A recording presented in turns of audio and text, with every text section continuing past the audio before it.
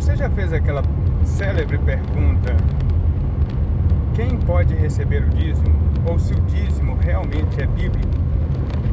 Há uma controvérsia entre pastores, dirigentes e pessoas comuns sobre tudo que envolve o dízimo, principalmente por dizerem que o dízimo é uma doutrina do Antigo Testamento.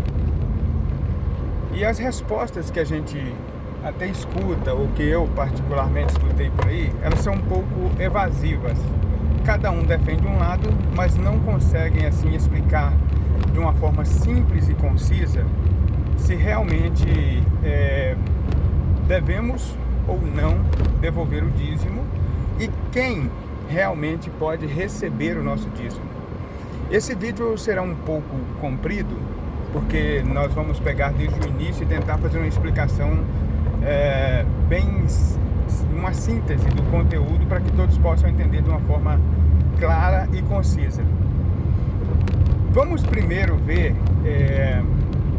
o que a Bíblia diz a respeito disso. E a palavra dízimo aparece pela primeira vez com Abraão devolvendo o dízimo a Melquisedeque. E aqui está o X da questão. Aqui está o segredo inclusive do cristianismo, que poucos sabem. É claro, é fato, a Bíblia mesmo diz isso, que os sacerdotes podiam receber dízimos e ofertas. E não é só ofertas, viu, gente? Porque, sem querer puxar para denominação nenhuma, existe uma denominação que não recebe o dízimo, mas recebe ofertas. Então vamos lá. Dízimos e ofertas, somente os sacerdotes podem receber. Isso é fato. Mas vamos voltar para a história de Melquisedeque, porque no Novo Testamento, Melquisedeque foi citado. E vamos ver que o escritor aos Hebreus vai dizer que Jesus é sacerdote segundo a ordem de Melquisedeque. Por que Jesus seria sacerdote segundo a ordem de Melquisedeque e não segundo a ordem dos levitas? Porque os levitas, eles foram sacerdotes constituídos para a nação de Israel. Os levitas, eles não receberam herança de terra, mas iriam habitar no meio dos seus irmãos e ser sacerdote dos seus irmãos. Era para Israel. Tanto que você vai ver a Bíblia dizendo que Abraão devolveu o dízimo a Melquisedeque, mas não vai ver na Bíblia dizer que Abraão guardava o sábado. Vamos ver que o sábado foi uma instituição feita no Levítico, apenas no Levítico. O que eu quero dizer com isso é: Jesus é sacerdote segundo a ordem de Melquisedeque. No dia da Santa Ceia, antes da crucifixão, Jesus chama os discípulos para uma sala a fim de celebrar a Páscoa. Mas nós sabemos que a Páscoa, para que ela fosse celebrada, teria que se matar um cordeiro. E Jesus não matou o cordeiro. Aí os pregadores vão me dizer o seguinte: não, mas é porque ele seria o cordeiro a ser sacrificado por nós. Isso é figura de linguagem. Estamos tratando aqui de algo mais simples, sem figura de linguagem. Pelo contrário, ao invés de sacrificar um cordeiro, Jesus faz uma iniciação com os discípulos. Uma iniciação diferente daquela que João Batista fazia. Porque a iniciação para o cristianismo, pouca gente sabe, mas para que você se torne um cristão, a iniciação para o cristianismo seria, no caso, você ser batizado. A iniciação para o cristianismo é o batismo. Mas a iniciação para o sacerdócio, nós vamos ver o que Melquisedeque fez com Abraão. Melquisedeque, a Bíblia diz que Melquisedeque trouxe para Abraão pão e vinho. Então a iniciação para o sacerdócio foi feita através do pão e vinho. Então havia uma ordem sacerdotal muito mais antiga que o Levítico. E Jesus, ele é sacerdote segundo essa ordem muito mais antiga. E o escritor aos Hebreus teve um cuidado ao ver isso. Porque quando alguém quer ser sacerdote, ele quer chegar ao sacerdócio, é necessário ele fazer duas coisas.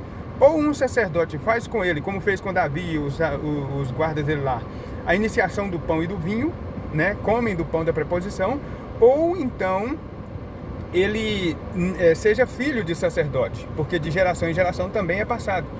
Quando Melquisedeque fez com Abraão a iniciação do pão e do vinho, automaticamente Abraão passou a ser sacerdote. Vamos ver que a partir dali, Abraão vai oferecer sacrifícios. Abraão vai oferecer sacrifícios a Deus. Já Isaac e Jacó não passaram pela iniciação do pão e do vinho. Por quê? Porque o sacerdócio passou de Abraão para Isaac e de Isaac para Jacó. Eles já eram sacerdotes por direito.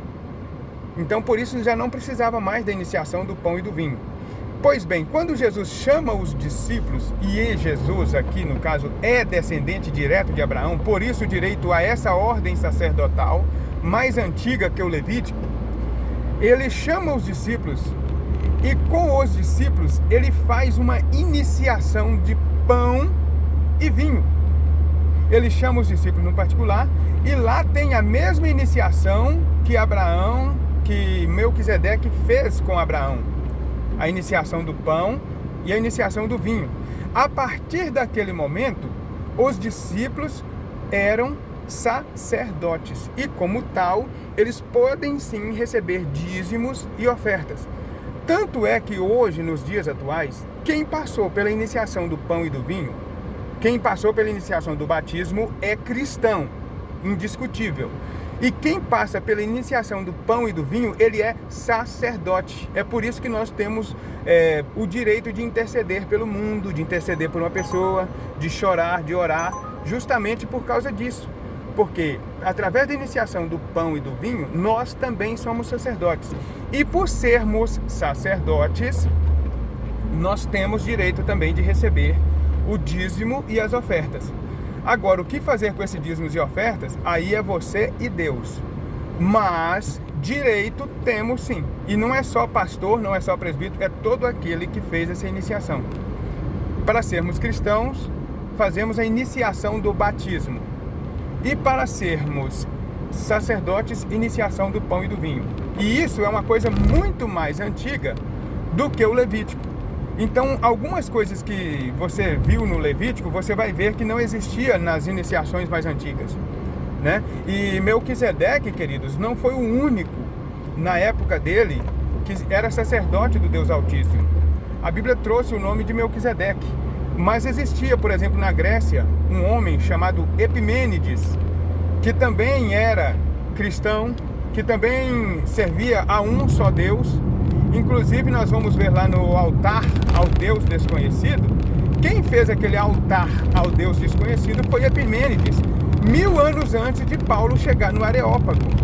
Então, Jó era um outro também que oferecia sacrifícios e que não era judeu. Ele não era descendente de Abraão, mas está na Bíblia. Inclusive, tem um livro inteiro dedicado a ele. Certo? Eu espero ter respondido aí aos irmãos de uma forma fácil, simples. Viu que eu nem citei tanto a Bíblia aqui porque não havia nem necessidade. Até porque versículos isolados vira pretexto para muita coisa. Texto sem contexto vira pretexto.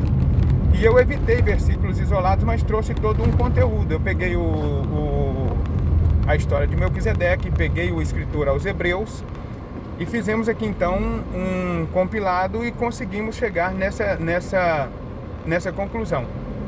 Esse é o meu ponto de vista.